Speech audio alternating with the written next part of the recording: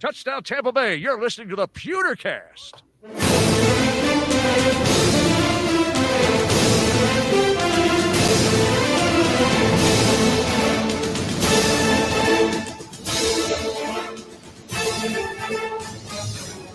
Welcome to the PewterCast Live, the very first one of the 2020 season. Ren Daxt is joining me. He's right over there. Ren, we are here tonight. It's what we're going to call a bit of an emergency. Might be a bit of an overstatement, but something just happened. It's just come down the pipe, and we're here to talk about it. We're going to open up phone lines, let people call in so they can talk about it as well. What's going on tonight, Ren? Well, the Buccaneers have ruined probably every Bucs fan's fantasy football team. Because, well, they've ruined yours a little bit. You know, any Buccaneer fans in a fantasy football team, you know, well, probably at least a quarter of them have Ronald Jones on their team. Mm-hmm. Or the other fantasy footballers who, like yourself, drafted Leonard Fournette.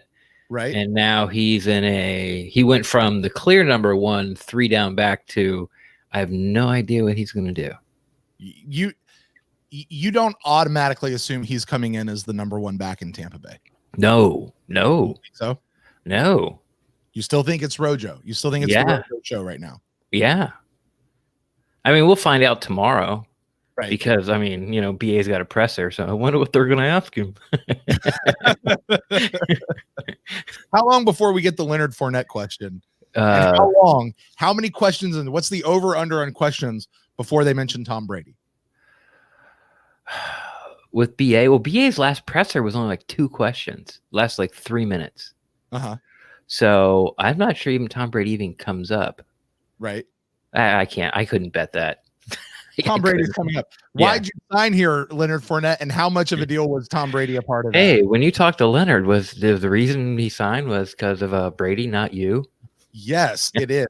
Hey, by the way, real quick, before we get too much further into this, I do want to mention we are live right now, Ren. This is the PewterCast Live. I want to say hello to everyone who's out there in YouTube land. We are also this season, Ren, for the very first time, simulcasting at Facebook as well. So hello to those of you watching on Facebook, and hello to those of you watching out there in YouTube world. We are going to open up these phone lines here in just a moment. We'll put that phone number going across the scroll at the bottom. Actually, I don't know that I have that ready to go, so I might have to do that while you talk for a second, Ren. Super emergency podcast. So we've decided to muscle in on Bucs Reports territory, I guess. Or are we looking to take a? Well, it's only fair.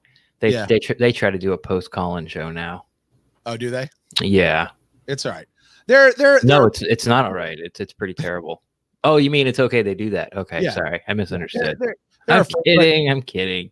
Those guys grind. They do. Oh my God, they grind. But I want to say hello to people like Steve and John and Alan and Antonio and Eric and Frank.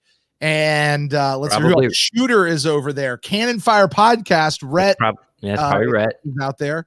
And Evan over there, Big Joker, Buck Skull. Let's see here. Conrad's out there. And I mean, my God, Ren, we've been live for less than just right at 3 minutes. And, you know, we've got 40 people watching right now. So hello to everybody out there, guys. And welcome to the PewterCast Live. The Buccaneers have signed Leonard Fournette. This is a big deal. Like I'm literally in the middle of having a heart-to-heart conversation with my wife and my kid who got in a fight tonight. And all of a sudden I get this tweet from Ren saying Brent drafted both Fournette and McCoy. And I went, what the heck's he talking about? And then I look and I see what's going on. I am out of that conversation. No longer am I in dad mode. Like I'm in this mode. Like I'm still, those of you look, like we had baseball tryouts tonight. Like that's why I'm dressed the way I am right now. So, I mean, my God, Ren, these are the kind of shows where we come in and put this down. But Leonard Fournette, you know, I sent out a tweet from the PewterCast just a minute ago going, the Bucs are going all in this year. They're absolutely going all in, and they're pushing it in for this year. Mm-hmm. And the end. Right. I saw right before we came on, I saw, you know, when these players get released, you know, and the Facebook Bucs fan goes, oh, like the Bucs need to grab that guy, you know, anybody with a name. You know, Right. Remember when everybody wanted Melvin Gordon? No, I've quit paying attention to that for so long. Like, I don't even like if somebody gets released and I recognize the name, like I just log off Twitter for like 2 hours and then I'll come back. Nothing's gonna happen. So, but the question is, this year it's always been, can you afford him? Can you afford him? Right. And apparently, Greg Allman just put out a tweet, and of course, Greg, did the math for us with Leonard Fournette contract, which I think is like 1.25 is what's being reported right now. And the Bucks have 1.26. And then since only like the top 51 count and they're losing players. So by Greg's math, signing Leonard Fournette leaves us exactly $13,000 under the cap. All right. We're there. Hey, listen, We're I the can Saints. deal with $13,000. I wouldn't mind $13,000 in my bank account right now. No one get hurt. Yeah, there you go. No one get hurt. Well, Ren, why don't we go ahead and open up the phone line? We'll let people go in. You and I, of course, we'll keep talking about it. You guys want to do that? That phone number is 864-729-BUCKS. That's 864-729-2827. You guys call in. We will take your phone call and tell us what you guys think. Tell us what you think about the Leonard Fournette signing. Are you excited? What does this mean for Super Bowl potential? What does it mean for Rojo? What's it mean for Rojo? Who are we losing? Is it possible that Keyshawn Vaughn and Raymond Clay are both gone now, even though they're recent draft picks? What about Dare? What about all these guys? Jenna Lane had a good one where she kind of went through like, we've got 2 draft picks this year. We've got Rojo, who's an incumbent. We've got the veteran in Shady McCoy, and we've got Dare, who's a special teams captain. What's that like? Where's he going to fit? Right. Yeah. I didn't think we would ever do something like this. I really didn't. Yeah. I think it's, so this is what it feels like to be a Patriots fan, where people just like, I was a 5th round draft pick 4 years ago. I'll play for $1 million. I'm just chasing a ring. Like, it must be so nice. Well, it is so nice. I didn't say must be. It is so nice. But, yeah, it's just a different sort of attitude and makeup of the aggressiveness of signing people. And I think it started even last year when BA got there, going after Sue, and sort of landing some of these bigger names and then having it pan out, which is always nice because, we've always talked about how the Buccaneers win the offseason every year and we're all get excited. And, a lot of these players don't pan out. So, it's full steam ahead. I'm still confused. Like, I think what this does, it puts Raymond Clay for sure not on the roster. Yeah.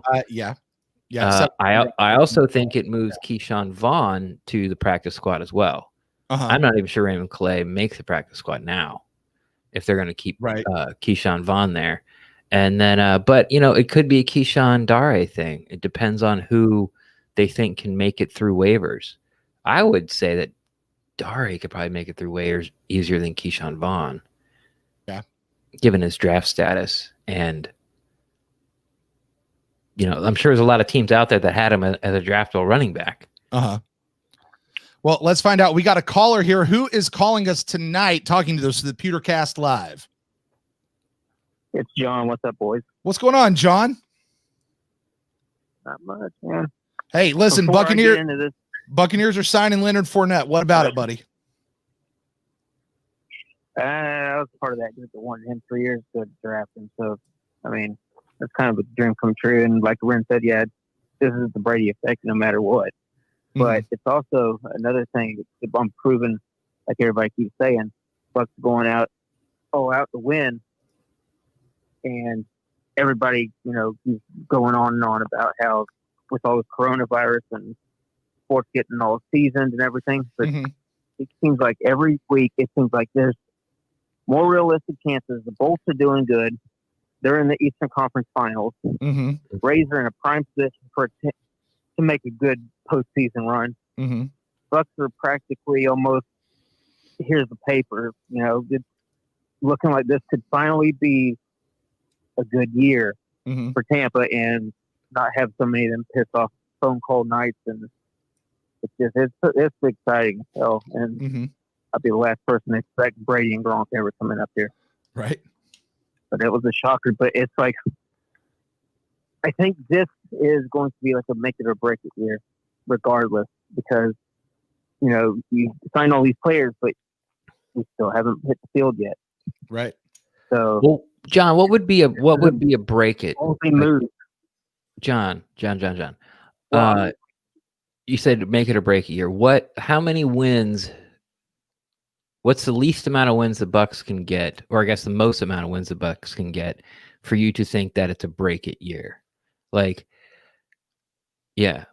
Well, the reason why I say it's not like a Super Bowl or bust or anything, but I mean, like, if Jason White's making all these moves and he's still got a little heat under his ass, like, you're going to sign all of this talent, but yet you fail to make the playoffs again, kind of thing. Like that's not Jason Light's fault. You yet to hit the field and everything. But that's what I mean. Like, you're proving to us all that you're willing to sign players to help us win. Then you go prove it. So that's how I see it, like a make it or break it kind of thing. So, like, he's going all out, spending the entire salary cap to try to buy our playoffs. And it's still making it a little bit hesitant, just a little bit. Like, I mean, we all have a lot to be excited for, especially with those of us as Tampa Bay fans all the way around. So it's just trying not to get hopes up, because Bucks are always going to be Bucks, and that's how it's always been, kind of thing. But like, it's nice to see something different, It's nice to see the names want to come here, and it's nice to see that there's a front office that has the creativity and the guts. We'll keep it PG, and then the guts to go out and make things happen. Because, like, let's face it, Gronk is a luxury player. Like, Leonard Fournette is a luxury player. Like, it is not needed. Brent and I just had a really good conversation with John Ledgerd from Pewter Report. It's going to be, that pod's coming out very soon.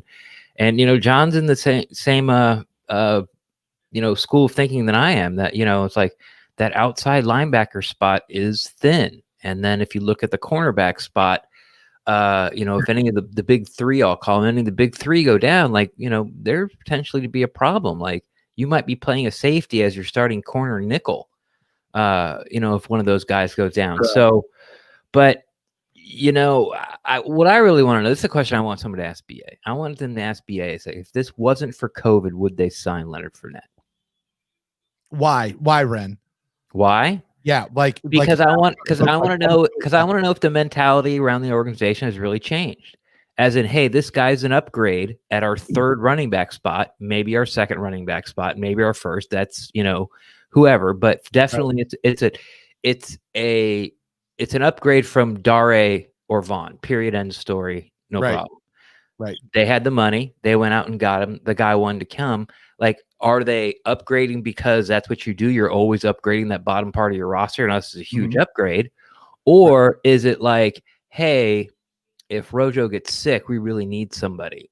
So why don't we keep, Leonard on the team and just kind of give him a couple, 2-3 touches a game, 5 touches a game. But the real reason he's here is if McCoy or Rojo get sick or get injured or have to miss some time. So I hope. Go ahead. I was gonna say, I understand that question, Ren. Mm-hmm. I think that is a question that if BA were to be asked that, he would laugh in the face of whoever asked it. Yeah. It has to be worded. It got to be worded really well, right? Because they're signing Leonard Fournette, and they'll pay Leonard Fournette whatever they pay him. It's probably not the $4 million, but we're probably looking at a couple here. They're going to pay him to play. Mm-hmm. Now he'll go in and like anybody else, he's going to have to beat out Rojo. Will it take him much to beat out Rojo? I don't know. Now I was just as you were talking, I just saw a tweet come across from Pro Football Focus where they asked the question, is Lashonda Mccoy out? Because I noticed right now, Lashonda Mccoy is trending on Twitter. Not Leonard Fournette, but Lashonda Mccoy is trending on Twitter, which is crazy. And what their words are is that McCoy has been informed by the team that they still want him on the roster, that he will not be cut off the roster. So I think when this comes down, we look at this running back spot. I think Rojo's safe. Let's assume that that's right, and McCoy's safe. They're not signing Fournette to cut him, so he's safe. We go 4 people. Calais down, it's really between Vaughn and Dare. And if you had to go into the season right now, I want to ask John this first, and then I'm going to ask you, Ren. But Sure. John, you go into the season right now. Who are you taking with you as your fourth running back? Dare, special teams captain from last year and been around for a while, or Keyshawn Vaughn, a third-round draft pick who has been sick and not been very impressive in camp, but he is a third-round draft pick. I'm with Ren on this one from the last podcast that I heard from you guys. You just don't cut a third-round draft pick. I mean, I get that Dare is a good player and everything, but like you just don't cut a third-round. That's wasting a draft pick, man. Yeah. Ren, what do you think? Who do you go in right now? That was like signing. Yeah. The Bucs have never cut a third-round draft pick. That's kind of like the big stinker here. But the Bucs have also never had this much talent on the roster. Right. The Bucs have never been in this position. Yeah, and if the Bucs Super Bowl era, we never had that much talent. Not in the backfield. Yeah, so if the Bucs had McCoy and Fournette on the roster before the draft, would Vaughn even get drafted? Probably not. Probably. They probably would have took a running back, maybe like those was like they take a wide receiver in the third and a running back in the fifth. Mm-hmm. Those might have been flip-flopped, and then not take Calais in the seventh. So, I think I'm going to go back to what I had to say. Like, one training camp where Vaughn started behind the 8 ball, I don't think is really fair to cut him. Mm-hmm. So it's going to come down to who the Buccaneers think can get through waivers. Is it going to be Dare or is it going to be Keyshawn Vaughn? Now, to build a better team, you're not looking to the future at all. You take Dare, and that's the end of it, and hope Keyshawn Vaughn can get him on the practice squad, because Dare is is outstanding on special teams, can play all 4 special teams, can find a spot somewhere in all special teams, especially punt return, punt coverage, kickoff return, kick coverage, not probably on field goal, or extra point, but everything else he's out there. So he's the more valuable piece right now, but you got to weigh that against, how much you're willing to risk. Is he keeping him there is willing to risk losing a third-round draft pick to another team? Right. All right, John, buddy, man, you got anything else for us before we let you go here? No. See you guys later. All right, man. Hey, listen, John, it's really great to hear from you. We're going to be doing lots of these throughout the season. I hope to hear from you each week. Okay, man? It's next week, man. It is. It's coming up next week. Thanks, John. John, buddy, he's an old friend of the show. John Miles. John Miles. Yeah. Been there since day one. He really has been. Guys, phone line's open. Anybody wants to call in, 864-729-BUCKS. It's 864-729-2827. You guys call in and we will talk about anything you guys want to talk about here regarding Leonard Fournette. And hey, Leonard, if you happen to see you get tagged in Twitter and you topped on and you want to call us, feel free to call us. I didn't clear that through PR, but I'm not going to hold you to that. So he hasn't signed yet. Yeah, he hasn't signed yet. We should say we're getting all excited and all amped up from Leonard Fournette and the announcement of the signing. He hasn't officially signed yet. Well, if his plane goes down, then, Right. He has tweeted it himself, though. He tweeted himself wearing number 27, which is Road's number. So that'll be that. We've got somebody's got a number change coming up, I'm sure. It's Fournette. Yeah, it is. Yeah. They just took his Jacksonville uniform and changed the colors as for a real quick thing so he could stick it out there. That's all. He would probably have to give up his entire year's salary to get Rojo's number. What's it going to cost for me to get 27? $1.2 million. Oh man. Ren, this is just, I don't know. I am personally floored at this because this is not a move I expected the Tampa Bay Buccaneers to be making. No, first off, it didn't make any sense because, we didn't need him. Second off, we didn't have any cap space. Right. Third, we didn't need him. Where's he going to play?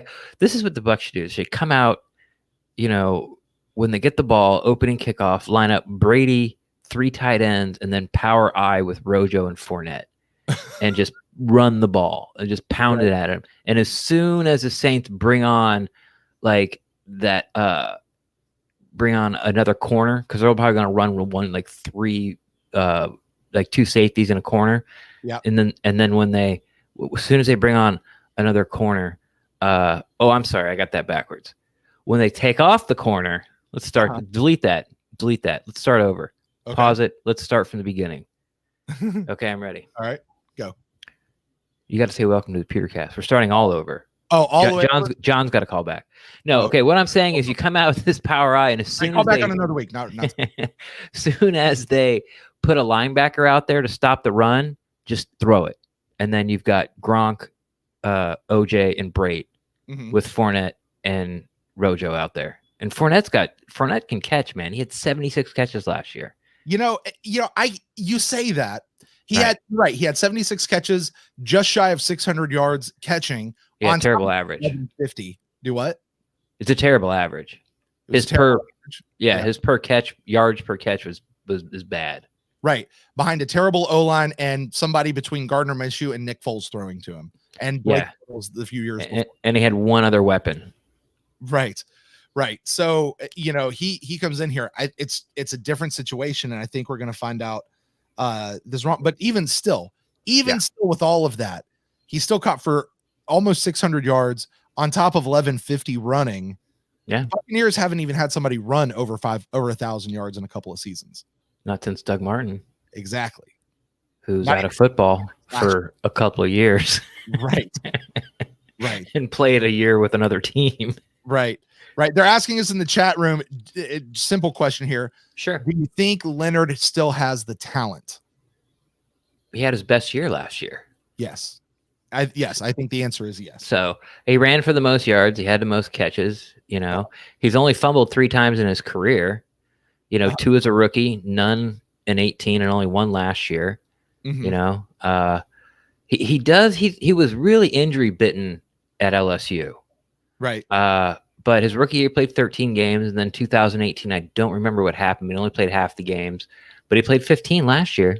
And like you were alluding to what you were just talking about, he was their only offensive weapon. Right.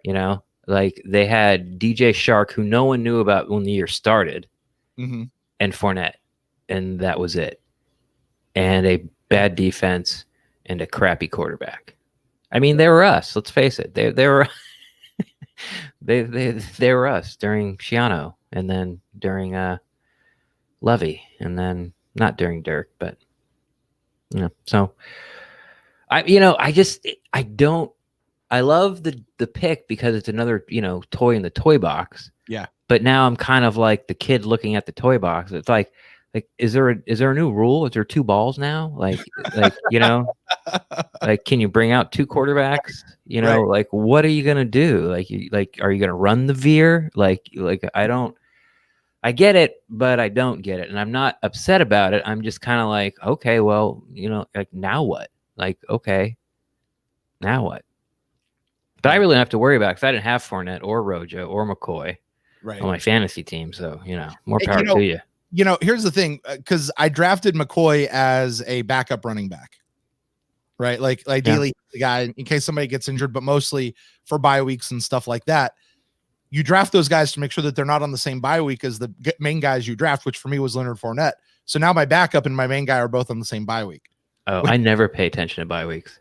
Oh, really? I'd rather just get beat like 140-7 than get rid of my guys. Oh, I didn't say I'm not getting rid of them, but when I'm drafting them, that's one of the things I look at. No, I want the guys I want, and if 1 week I have to basically throw up a forfeit because I can't fill up the lineup card, oh well. I'll go 13-1. I was gonna say, how many have you actually lost, Ren? How many? Ren's a good fantasy football player this year. Wes in the chat room is saying he's staying away from all the Bucks in fantasy football this year, and Ryan is saying this: I don't think the coaching staff is confident in Rojo as a number 1.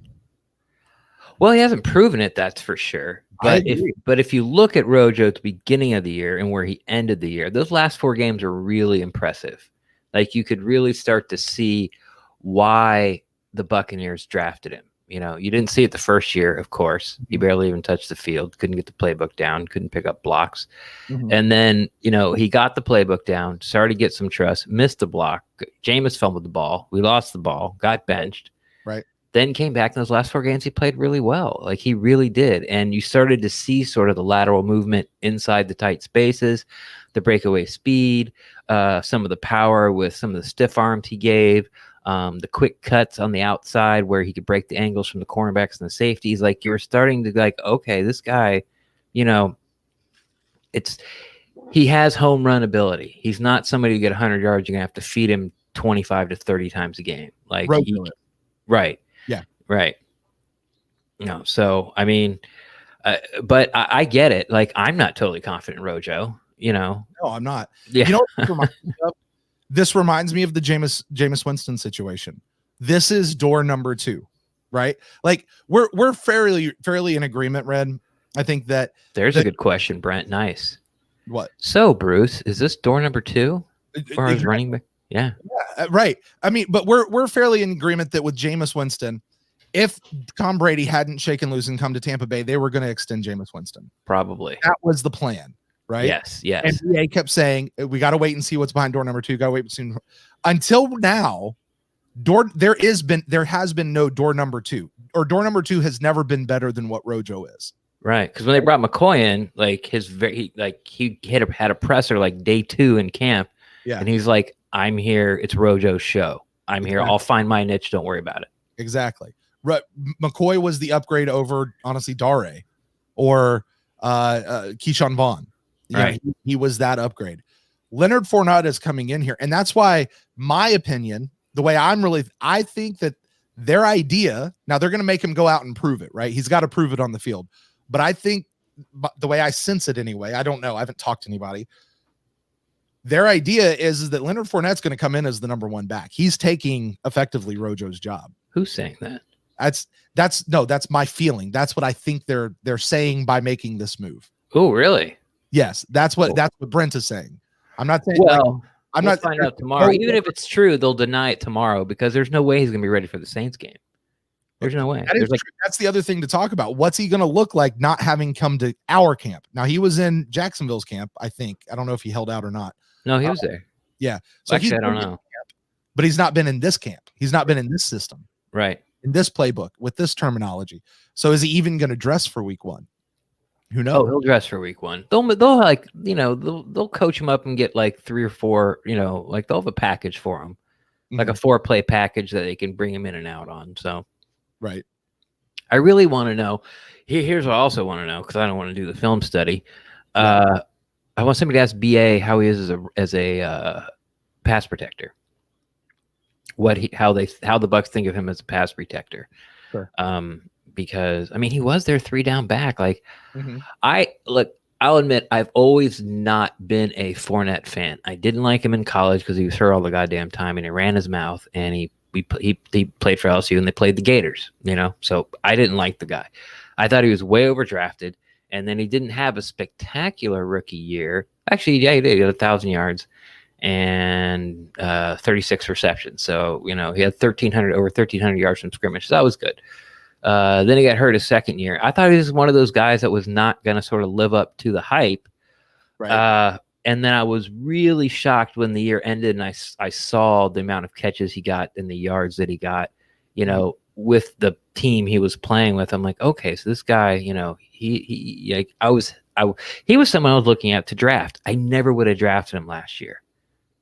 You know, I could pick, you know, a handful of running backs that people would say, you're crazy that I would have took him before Leonard Fournette last year. Right. This year, he was on my board because he was a 3-down back. So, but a 3-down back in Jacksonville is different than a 3-down back here with the Buccaneers and BA's offense. So right. I need to know, you know, what they think of him as a pass protector. Mm-hmm. It'll be something. Tony Saylor watching to us on Facebook, as opposed to, by the way, real quick, I just want to say hi to my friend Chris, who just texted me saying he's watching. He's like, I didn't know you did this. So anyway, hi Chris. But Tony over on Facebook says, who's Chris? Huh? Who's Chris? He is the guy who's coaching the other team with me in the baseball league this year. Oh yeah. Yeah. That's Tony, cool. remember when Arian signed? He didn't know you were a podcaster? Probably not. At least not that I had the live show. Remember when Arian signed AP off the street and he ran all over Lovie Smith's Bucks? Yes, we remember that very well. Yeah. Thanks, Tony. For one game. See, this is what you get. This is what you get from Facebook people. Just kidding, Tony. Not really. Kind of. I don't know. I don't know you. Who knows? Thanks for finding us on Facebook. But yeah, on YouTube though says Fournette is the ideal Brady back in my opinion. That's a good point. Like if you can sell me on his pass protection, he's one of those guys that shouldn't be as fast as he is for his size and can catch better than he should for his size. He's kind of like, he's not exactly a fire hydrant. He's just one of those guys that like he shouldn't be able to move. Like if Villa was a running back, it's like you shouldn't be able to move that fast, that big. But he's always had that injury bug that I keep coming back to. So, and like I said, I was never high on him. So,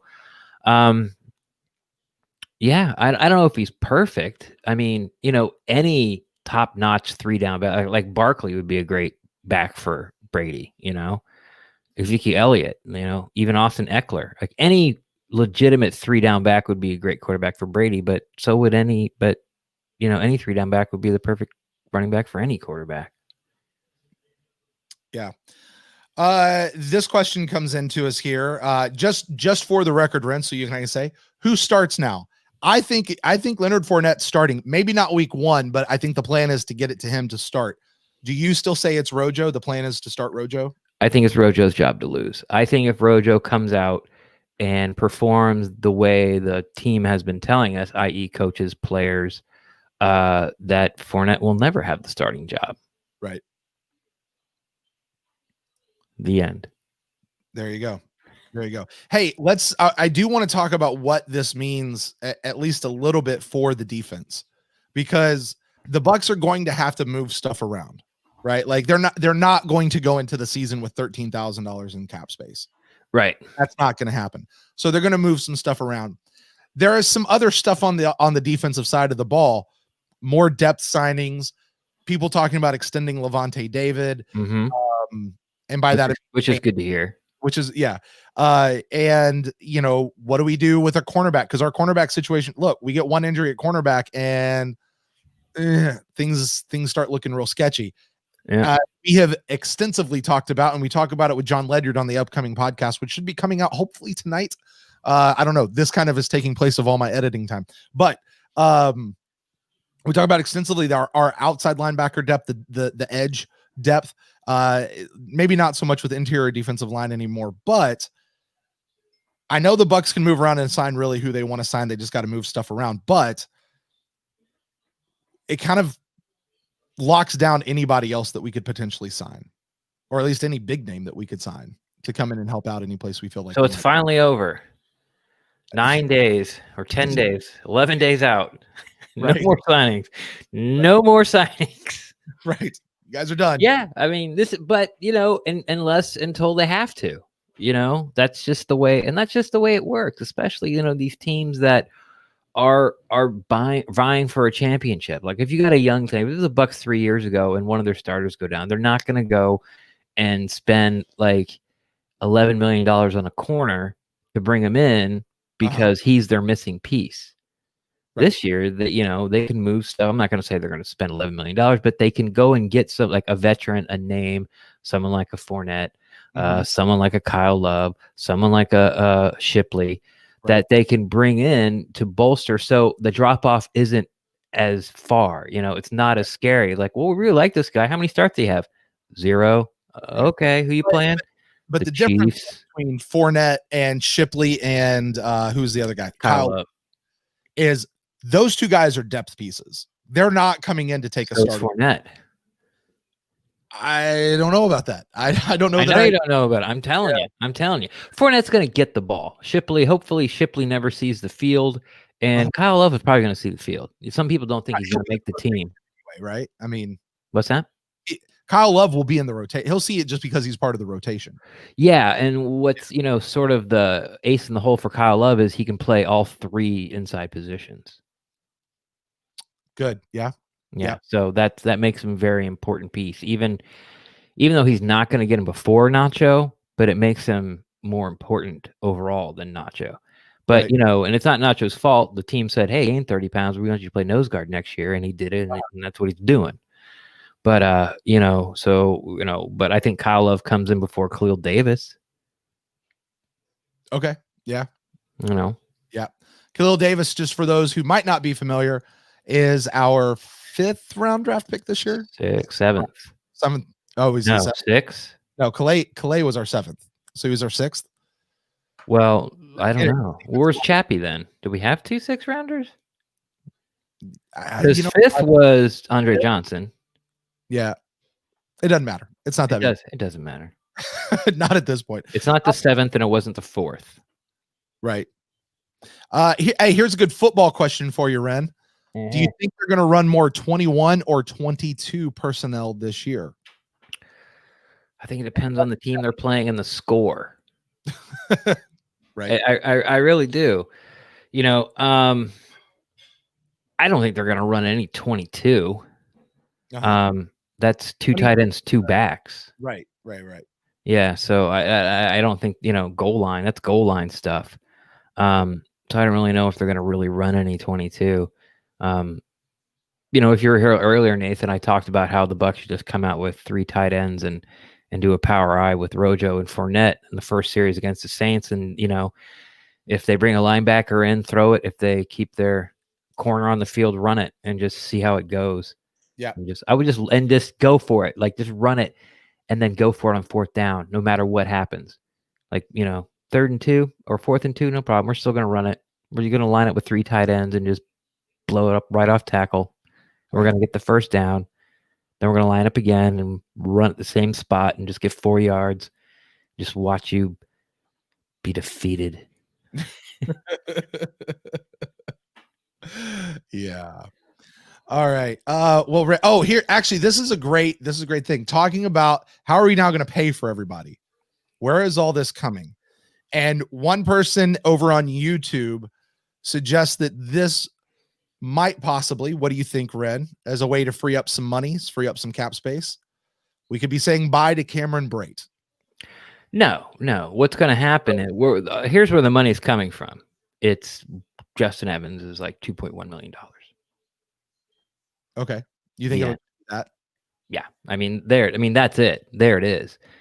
You know, so like, you know, like a team, like, let me put it this way. If you're trying to buy a soda at a store and you're like a nickel short, you're going to find that nickel. Like, you know, is it going to be under the floorboard? Is it going to be in the ashtray? Is it going to be stuck on the rail of the seat? Is the people you're going to borrow it from the guy behind the cash register? Maybe a stranger walking in and out. That's what $1.25 million is to a football team. It's a nickel. Like, they'll find it, you know, like they'll check the gumball machine. Like they can beg, borrow, and steal little increments from everywhere and be able to add it up, or just take a move like, well, Justin Evans, you know, it's like, sorry, the end.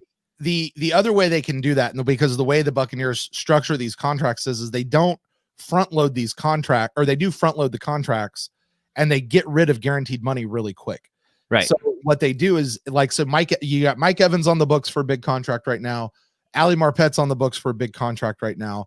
Those are 2 guys that come to my mind immediately that they could turn around and say, hey, we'll cut you a check right now, turn it into a signing bonus, which then frees up money. And those guys aren't going anywhere. We're going to keep those guys on the roster for a while. So they'll spread that out over the next couple of years. Effectively, what they're doing is they're borrowing from future years' caps to come back and pay for this now. That's the other way we have seen them do that before in the past. Yes. So, so with that, Ren, man, I don't know if that might be it. I don't know. Is there anything else to talk about here with Rojo? Final call. Anybody wants to call in 864-729-BUCKS. That's 864-729-2827. Well, do you want to talk about how you feel about not being able to go to football games? We could talk about that. How did you find out? How did I find out about not being able to go to the games, the first 2 anyway? Yeah. My ticket rep called me this morning and said they're getting ready to come out. And he made it sound like it was coming out in a couple of days, but it came out like 2 hours later. And he was like, we're still planning on trying to have people in the stands. It's just not happening the first 2 games. And so then the email came out. So they're not having in 2 games. They're going to reassess and figure it out. The Green Bay game, which would be the first one they'd allow people to go to, is the game I really like. If I could only go to one game this whole season, the Green Bay game is the one I was going to do whatever I could to get there. Really? Yeah. Because I have a buddy of mine that's a big Green Bay fan, and he was going to come down and we were Oh, okay. That makes sense. Yeah, that's why. And honestly, you guys know my story. You guys have been listening around for a long time. You know my story. I grew up in a place that didn't have a home football team. We were in Green Bay's market, so I kind of grew up watching them. I would not call myself a Packers fan, but I did at least like peripherally follow them somewhat. So not that I want to see them win, but you know, it's the Packers, Aaron Rodgers, you know. Yeah, I got you. That's no problem. I wouldn't. Yeah, I mean, Packer. I was just wondering why it wasn't the Chiefs game, and if it's because you have a really good friend you want to spend some time with and go to the Packers game and crush his soul while you're looking him in the eye. I get it, 100%. Here's a good question. My Browns friend, Buddy Joe. So, yeah, here's a good question from Nathan. Brent, being from Jacksonville, have you ever heard anything negative? There you go. Yeah. Coming out from Fournette, any character concerns we should be worried about? Like you're in Jacksonville. I mean, hearing Jacksonville Jaguars stuff is like you can't get away from it. Not that you seek it out, but I'm sure you hear about it. Mm-hmm. So yeah, what is the feeling of Leonard Fournette from Jags fans? Yeah, I always say this. I want to caveat this whole thing. I'm a Bucs fan. I follow the Buccaneers, and I don't really care too much about other teams. That being said, I live in Jacksonville, and I keep tabs on what's happening with the team up here. So I'm not in super deep, but I do keep tabs. And the only thing that I've ever heard, I think, is pretty much what other people have maybe heard, which is there's been some locker room issues. But the Jaguars, ever since Tom Coughlin came in, quite honestly, remember how everybody kept arguing about get a VP of football operations, like Jacksonville does. Yeah, like Jacksonville does. Tom Coughlin might have been the worst thing that's happened. Tom Coughlin set Jacksonville back at least a decade by what they did here. And almost every pick that Tom Coughlin made, they wound up alienating these guys from the team. You look back at Jacksonville's last 6 number 1 picks, and the only one that's still with the team are the last 2. Right. They've alienated them all. That being said, what I have heard about Leonard Fournette is that he's had some locker room issues. He's been disgruntled with the team. That's why he's not here. He didn't like the team. That's whatever he was causing in the locker room, he doesn't like it here.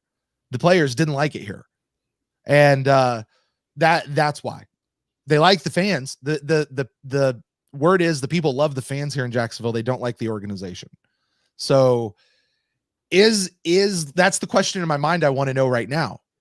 Is Leonard Fournette like a bad egg? Is he locker room cancer? Is he trouble? Or was it just bad stuff with the organization? And he'll be just fine. A change of scenery and he's just fine in Tampa. I don't know, but I think my gut says he will be. If you have one question to ask BA about Leonard Fournette, what would it be? Go. Oh, gee, you can't do that to me. You just did.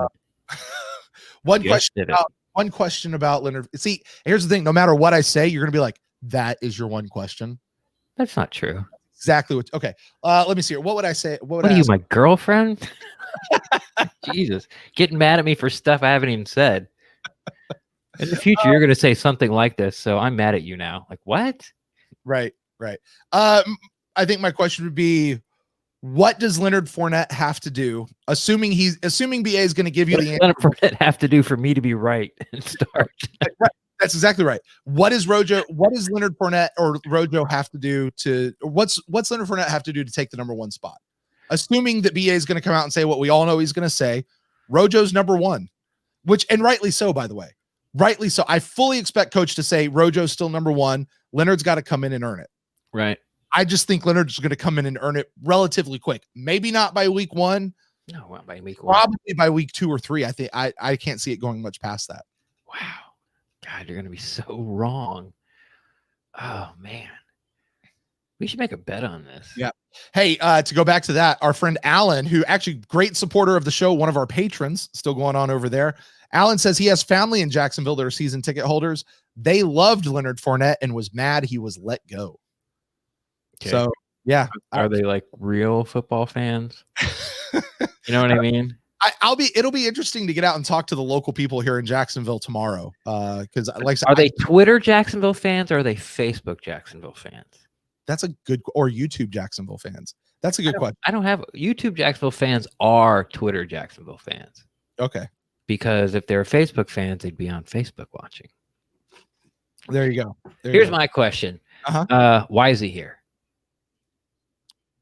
Okay. I think that kind of encompasses everything. Like, he'll talk about upgrades and good player and he was a fit. And then he'll start talking about what he likes about him. So then I'll get like his hands and then I'll get the pass protection question out of the way. So just nice and easy, like, oh, so you signed Leonard Fournette. What do you like about him? Go. Here's what I'd say. Hey, coach, who was it that you were looking behind door number 2 for? Who is it? That would be the question. Who was it? Was it Dare? Is it Rojo? Who? Like, Brent, I cannot believe they would go out and sign somebody like Leonard Fournette to come in and be a number 2 or number 3 back. $1.2 million. $1.2 million. I think it's got to. That's his contract right now. Is that what it is? Yeah, that's what's reporting. That's what. Right. That's what he signed him for. Oh, are you serious? Yeah. I thought you were just like that's what they were picking up from his contract. No, once he goes through waivers, his contract is null. Right. So right. I'm sorry, I missed that. Sorry. Like I said, I just found out about this a few minutes before we went live. Sure. So you're telling me that because I really this is what I was thinking you were saying. So I may have just misunderstood. Sure. I was thinking you were saying Leonard Fournette was due $1.25 million from Jacksonville this year. So they're not going to give him the 4 that he's asking for. They'll probably give him somewhere around that. But what you're saying is the report is they're actually signing him for about $1.24 million. Yes. Okay. That changes things. Yeah, you're right. That is, yeah, I don't know. I can't imagine Leonard Fournette coming in and being happy at being a number 2 back. He's going to want, he's a JPP kind of guy. They've had that conversation with him already, Brent, or he wouldn't be here. That's true. But you may be right. It may be like, you know what? We didn't like Rojo's progression, and this is door number 2. Like, they didn't want to take the box in front of him. Keep your $200. I'm going for curtain number 2. Right. You get Leonard Fournette. Yay. Leonard Fournette was a Heisman Trophy candidate at LSU College, where he ran for a school record. I'll tell you what's cool though, Ren. Mm-hmm. This is something we haven't experienced in Tampa Bay in a very long time. People are coming here. They're picking up the phone saying, I want to come play there. Or at least we're assuming that they're picking up the phone. Or they're like, Tom Brady wanted to come down here and play. Yeah. Gronk wanted to come down here and play with Tom Brady. Lashonda Mccoy was not a big sell. Like they got him in at league minimum. Yep. He's ring chasing. Leonard Fournette is coming in for 1.24, which is chicken scratch for him. Reportedly. I just want to say reportedly. Gosh, who else is coming? And Ndamukong Suh came back to be here to re-sign.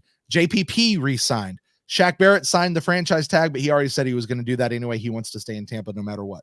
I won't say no matter what, but he wants to stay in Tampa. Like we've got all these players that are wanting to come to Tampa, and who knows who has picked up the phone and say, I want to go to Tampa, and Tampa said, no, thank you. Yeah. You know, Montana, I heard. There you go. And you know what? All these guys can come in, and ring chase all they want. I don't care. Let them chase a ring as long as they get it, Yeah. I mean, how do you think the Patriots got all those guys like, Exactly. like Kyle Long got him from a 1-year deal to play defensive end to ring chase, like look along, even their offensive line, not the receivers, not the running backs, but along like the linebackers and the defensive line, the offensive line. People have been signing with the Patriots at a discount to ring chase for years, at least a decade. Let's see here. We have a comment. I don't know how accurate this is, but they're saying it over in the chat room. Joey over on YouTube is saying that Fournette signed for a $2 million base with a max of 3.5 with incentives. Okay. That's why I said alleged. It always changes a lot. It does. Those when they start reporting numbers, they tend to change until you actually see it on Spotrac, right? Right. Remember Quan Alexander's contract? Well, it landed. It was like 2 years ago. It was like, he's coming off a busted ACL, and it was something like, oh my God, he got like $38 million, $52 million. Whoa. Yeah. And then like 4 days later, it's like $12 million guaranteed. It's like, oh, okay. Right. But it wasn't, I mean, the full value of the contract was like $56 million. Yeah. Right. Which he's not going to see because I don't even know he's on the team anymore. Yeah. So, all right. Well, Red, I think that's going to get it for us here for tonight. Talking about Leonard Fournette. Is there anything else you want to dive in and talk about here before we close out? Well, I'm happy that the Bucs are at least talking to Levante David about an extension. If that's true. Yeah. Well, I think it is true. Yeah. So I'm going to say it's true. I hope it's true. Levante David needs to retire a Buccaneer. And not in the same way that Gerald McCoy plans to retire a Buccaneer, come back and sign a one-day contract and then retire. He needs that dude will not quit tweeting about himself. Hey, I know I'm not playing this year, but inspirational message. I'm sorry, listeners out there. I'm sorry. Hey, I know I'm not playing this year, but I'm like, oh my God, like shut up. Retire as a Buccaneer, the way Rondé did, the way Derek Brooks did. Well, not so much Brooks. They cut him. He just didn't sign anywhere. Oh, is that what it was? Yeah, it wasn't like, hey, I'm retiring a Buck. They're like, you're cut, and no one picked him up, which was, I couldn't believe that. I was so shocked that no one wanted to take a shot at Derek Brooks. For that. Yeah, I seem to remember that. Yeah, so Rondé's a good one. Yeah. Paul Gruber. Somebody like James Wilder. Right. Nobody agrees. Wilder, future Ring of Honor. We got to make it happen, Ren. He's I'm on that train right now. Levante David's like reaching Leroy Selman type. Like he's Levante David is starting to, make the Mount Rushmore of Buccaneers. I don't disagree. So you got Leroy, you got Sapp, which I'll give. I don't like him. Right. I don't want him up there, but he deserves to be. You got Brooks. Yeah. Like I think Levante is in front of Rondé and Lynch. Yeah. And who else is going to go up there? Yeah. I think Allstott has a he's just a fan favorite argument. Right. Like I said, I think it's an argument. I don't know that Allstott's the guy that belongs up there, but you're right. Levante really could be becoming that fourth guy that gets up there. But and you know what seals that though? A Super Bowl. He wins a Super Bowl and he gets that seals it. Yeah. That will seal it. So I'm with you on that. So, all right, Red. Well, we're going to go ahead and close it out. Thank you guys for joining us. Thank you guys for coming on live. Spur of the moment. There were no announcements. You guys make sure you tune in. We will be doing this live after games all season long. You guys can call in. We'll talk about the game. We'll open up. We'll be talking about the game. You guys call in, talk to us about that as well. We'll be simulcasting, saying hello to everyone out there on YouTube, everyone out there in Facebook, and who knows, you never know where we might also pop up on Instagram or Twitch or some of those other places, depending on moon. The where? Moon. The moon. Yeah, we'll broadcast to the moon. You don't watch Parks and Recs, right? You've started a couple things. I started it and I need to get back to it. Like I got like 6 episodes in and I need to get back to it. There's one episode where they're in a United Nations club, like a high school club. Uh-huh. And one of the characters decides to be the moon. And then she just keeps interrupting, going, the moon declares war on China. Anyway. Since I'm not going to ruin any of it for you, but anyway, that's what the moon was. If anyone got that extremely obscure reference when I went the moon, then DM me because we're long lost souls that need to connect. Well, Ren, why don't you tell the folks out there how they can DM you? Well, just best place is go on Twitter at the moon, THE_MOON, small m. None of that's funny. If that doesn't work, just edit all that out. Best place to find me is on Twitter at Rendax, REN_DAXT. I'm always down to talk Buccaneers football, but if you don't want to put your opinion out there on blast because it's too hot, feel free to slide in my DMs and we can talk Buccaneer football there as well, too. And if you guys want to get in touch with me, you can find me at Brent Allen Live across all the social medias. And the show is at the PewterCast on Facebook and on Twitter and on Instagram. And you guys can also find us at youtube.com/ the PewterCast. Please please subscribe. Get it. We're trying to get up to 1,000 subscribers on YouTube. Oh, yeah. We got to start that push. Getting closer. You guys need to keep helping us out. Hit that bell icon so you're notified every time we go live. You never know when one of these might go live because something has happened and something unplanned happens and we wind up going live. So make sure you subscribe, hit that bell icon. Like and Moon declaring war on China. There you go. We probably won't go live about that. But Martians. If someone in China buys the team, we will go live and talk about that. Oh, God. What would I do? Ooh. All right, guys, we're going to get out of here. Thank you guys so much for joining us. We'll catch you guys next time. And until then, go Bucks.